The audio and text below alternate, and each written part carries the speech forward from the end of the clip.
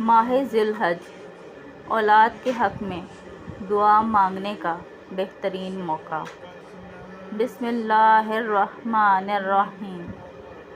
ذی الحج کی 7، 8، 9 اور 10 تاریخ کو خاص اولاد کے حق میں دعا مانگنی ہے، کیونکہ ان دنوں میں حضرت ابراہیم علیہ السلام نے اپنی اولاد کے لیے دعا مانگی تھی اور اللہ تبارک و تعالیٰ نے قبول فرمائی تھی۔ اولاد کی زندگی، صحت، مال اور عزت میں برکت کے لیے دعا کرنی ہے۔ اولاد کے اچھے نصیب اور نیک جوڑے کے لیے دعا کرنی ہے۔ ہر ماں باپ یہ ضرور کریں۔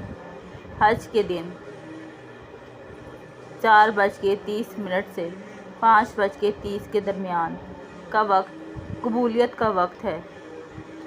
447 بار اللہم لبیک، 21 بار اول و آخر درود ابراہیمی، پھر کوئی بھی جائز دعا کریں، انشاءاللہ اللہ عز و جل ضرور پوری ہوگی۔